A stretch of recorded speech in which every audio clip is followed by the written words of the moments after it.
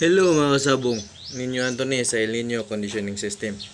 Shout out sa lahat ng mga El Nino Conditioning System members. Shout out sa lahat ng El Nino Conditioning System subscriber. Shout out sa lahat kong followers. Kung hindi ka pa nakasubscribe, paki-hit ng subscribe button at paki-hit ang notification bell para updated ka sa aking mga video. Yung mga video ko informative pero bago lang to sa pandinig mo. Hindi to sinasabi ng ibang vlogger, hindi to tinuturo ng mga handler na mga handler vlogger, hindi to tinuturo. Kakaiba to yung sistema ko. Hindi po to pangkaraniwan. Kasi yung paghahanda ko, gumagamit ako ng mga stimulus. So ano ba mga stimulus? Ito mga stimulus, yung mga ginawa mo sa manok na makapadagdag sa galit niya. Ginawa mo sa manok para lalakas ang palo niya. Yun yung mga stimulus, yung mga triggering factor, yun. So walang nagtuturo niyan. Ako pa lang. Kung may nagturo niyan, mag-comment ka dito. Yung mga triggering factor, mga stimulus, napag-aralan ko yan dati nung nursing student pa lang ako. Nakita ko naman na applicable siya sa manok. Maraming factor para magalit ang manok. Pero may mga specific factor yon.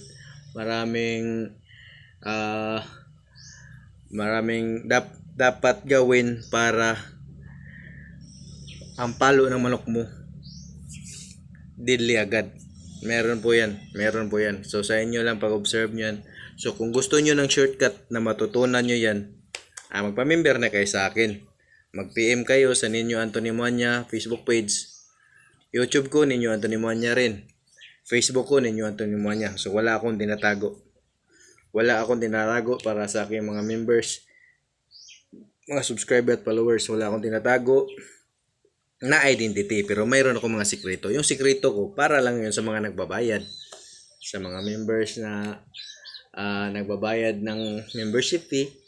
So yung may mga sikreto talaga. Kahit yung ibang handler, ibang conditioning cup, may mga sikreto yan sila, hindi nila sinasabi. Pero itong sistema ko, wala pa ako nakitang ganitong sistema ng priya sa akin. Kasi based on experience tong akin. Lahat ng ginagawa ko na sa manok, ina-observe ko anong resulta. Lahat ng vitamins, ina-observe ko anong resulta. Kaya sa pagbigay ng vitamins, dapat observant ka. Sa pagbigay ng training, dapat observant ka. Sa pagbigay ng pagkain, dapat observant ka. So dito tayo sa pagkain. So i-share ko sa inyo kung paano kontrolin ng pagkain sa araw ng laban. So, usual na pag-control sa pagkain is 3 days. Ako, 1 day lang ako. Bakit 1 day? Kasi sanay na yung manok ko sa lahat ng routine niya. Kaya lang naman di natutunawan ng manok kasi hindi sanay sa routine. May bigla kang ginawa, kaya hindi gumana yung sistema niya sa digestion. Yun po ang mga dahilan dyan. Or may masakit nararamdaman. Pero usually talaga pag last 3 days, may bigla kang ginawa na hindi pa alam ng manok mo kaya hindi siya nagtunaw. Yun po yun. Kaya nga sa 28 days condition ko, lahat ng gagawin, nagawa ko na yan sa manok sa 1 linggo pa lang. Kaya ang manok ko sanay na yan sa lahat ng ginagawa. Kaya kung di man yan magtunaw, kung ang manok ko hindi man yan magtunaw, may ibang dahilan yan. It's either may pumasok na sakit or nabugbog sa sparring. Yun ang mga dahilan. Pero kung hindi sanay sa ginagawa ang dahilan, di yan mangyari kasi pre-con pa lang alam na ng manok lahat ng gagawin niya. Kung anong ginagawa ko, nararanasan na yan ng manok ko. Kaya yung hindi pagtunaw ng manok ko, ang dahilan yan is either sakit na nakapasok or sakit ng katawan. Pero yung familiarization sa mga ginagawa, alam na yan ng manok ko bago pa yan ipasok sa 28 days conditioning. Kaya hindi yan, ang mga ginagawa ng manok ko, hindi yan pwedeng maging dahilan yung pagpahinga sa kulungan. May mga manok, pagpapahingahin mo sa kulungan, hindi magtutunaw. Pag first time, magkapahinga sa kulungan. Pero alam na ng manok kung paano i-digest yung pagkain niya kahit nasa kulungan siya. Kahit maximum pa ibigay mong pagkain, tutunaw yun. Basta alam na ng manok. Kaya ako, ang control ko ng pagkain ng manok is day of the fight.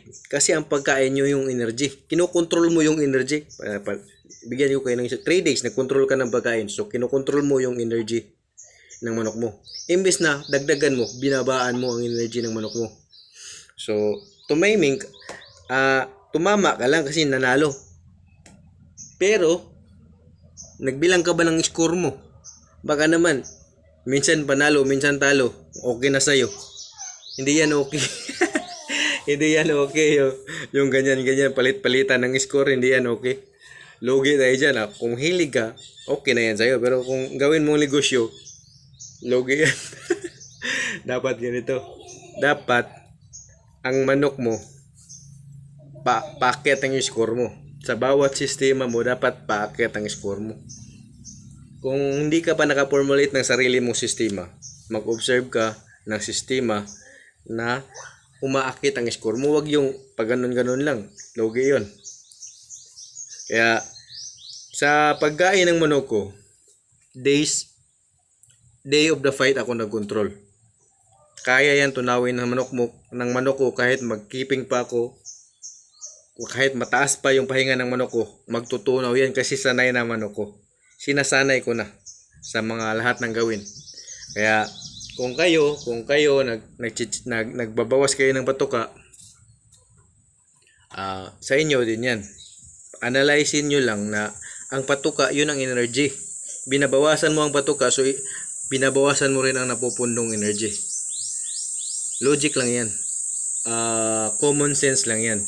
Hindi yan yung tawag nito.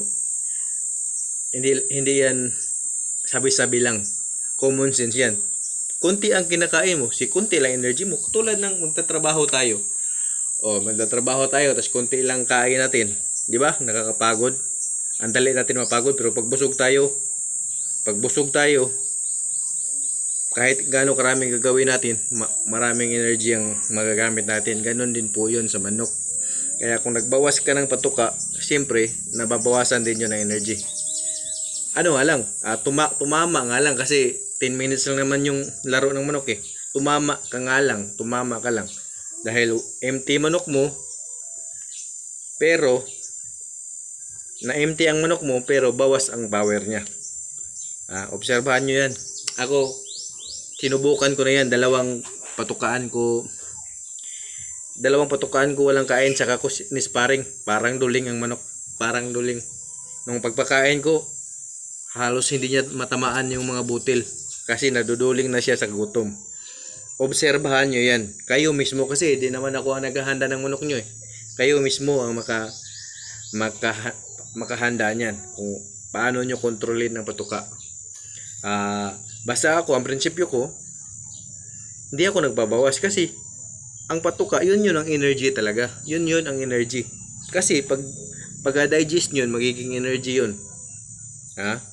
So, kung magiging energy yun, so kung gaano karami ang patuka mo, ganoon din ang energy na nagagawa niya. Pero kung nagbabawas ka ng patuka, so it means nababawasan din yung energy na naka-stored sa manok mo. Tumama ka lang kasi sandali lang naman ang away ng manok eh. Paano kung sa basaan? Tapos kunti lang pundong energy ng manok mo. Inyo din yun. Sa inyo, kung ganyan kayo wala na akong kung yan ang nasasanayan nyo at maganda score nyo dyan sa pagbabawas ng patuka, sa inyo yun. Ako naman, dito ako nasasanay sa day of the fight lang ako nagbabawas. Bakit sa day of the fight? Kasi sa day of the fight, dapat ma-empty mo siya. Kaya doon ko binabawasan, ma-empty mo siya. Ang pagka-empty ng manok, may oras yun. Kung kailan siya mag-empty. Ganito lang po ang pagkwenta nun. Palagay natin. Pero ito, ginagawa mo to. Ito, ginagawa mo to Kahit sa sparring pa lang, sa pre-con, palagay natin, isang buong patuka bigay mo. Pag bigay mo nun, nakapahinga manok kasi day of sparring eh. So nakapahinga yan. 3x3 kulungan, 3x3 kulungan. Bantayan mo ang ipot niya. Kung lalabas na ang dalawang chocolate brown na ipot, magkasunod na dalawang brown, pa-empty na yon. Tapos kung may lalabas ng puti, ihi na yan ng manok.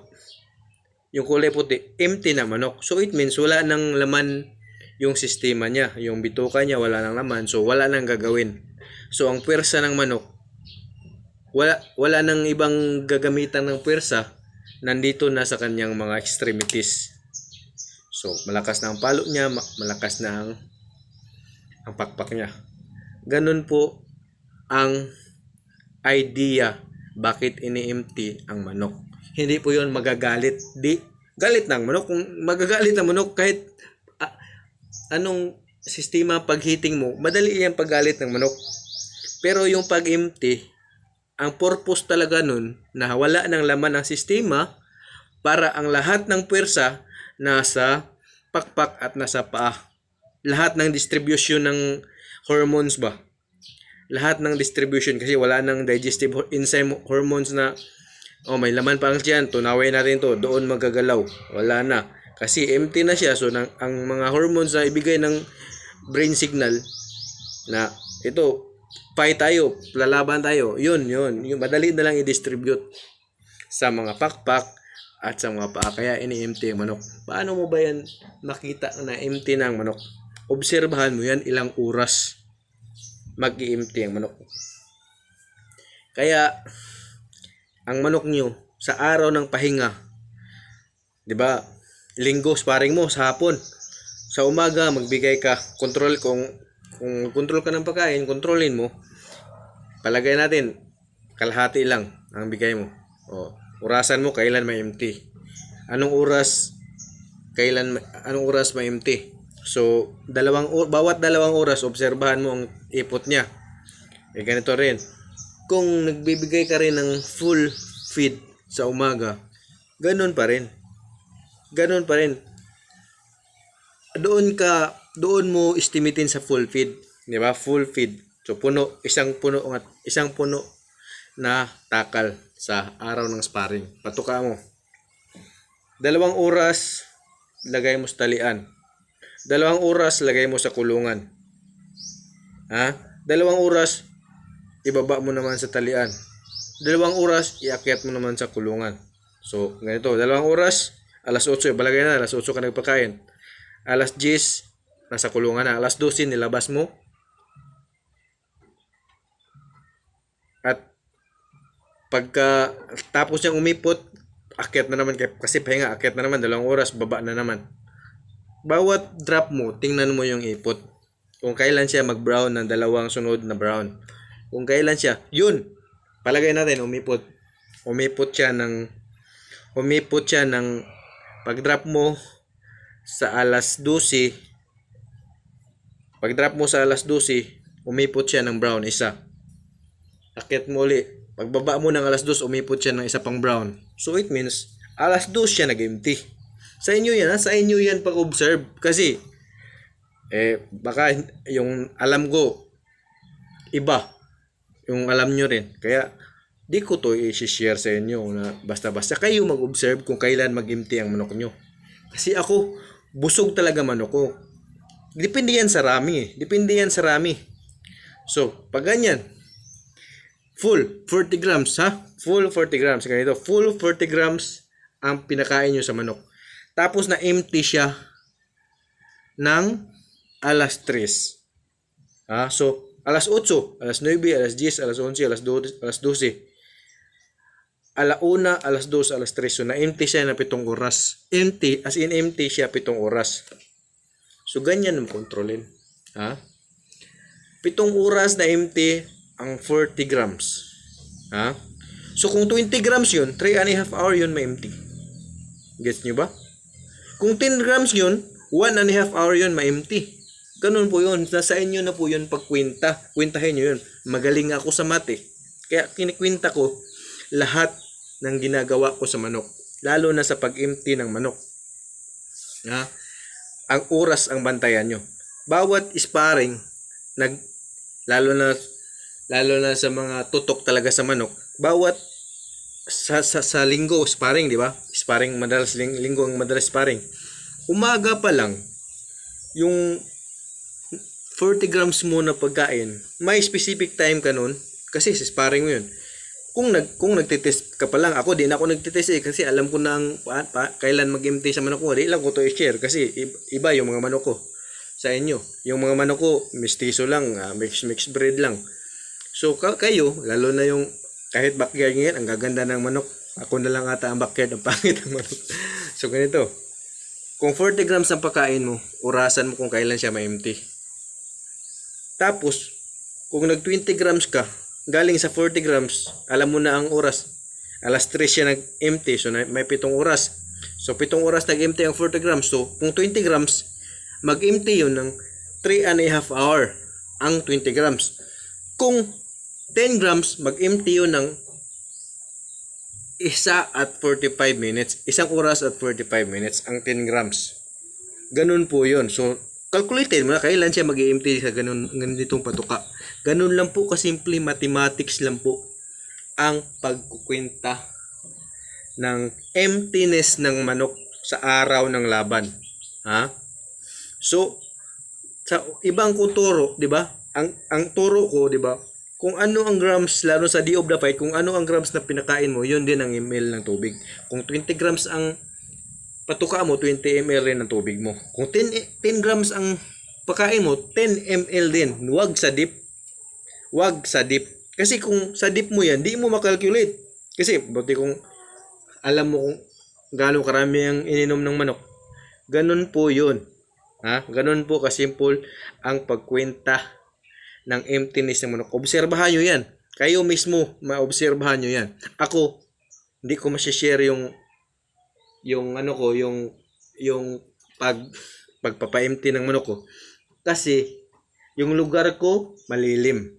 May mga factor kasi yan. Yung ano ko, yung lugar ko walang damo.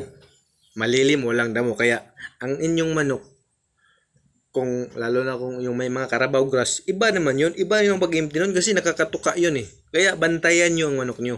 Lalo na sa day of the sparring. Obserbahan nyo ang day of the sparring pa lang. Kung anong ginagawa nyo sa day of sparring, yun din gagawa nyo sa day of the fight. Ganun lang po kasimple ang pag-empty ng manok. Kaya kung nagpapanalo na kayo, magmalato naman kayo sa akin. 0910-635-1218. Chinkor Casinilio ang pangalan ng GCash. 0910-635-1218. Kaya salamat po sa mga namamalato at sa hindi pa member, magpa-member na kayo, mag-message lang kayo sa Facebook ko, Ninyo Antonio Monya, sa YouTube ko, Ninyo Antonio Monya. Salamat po, salamat.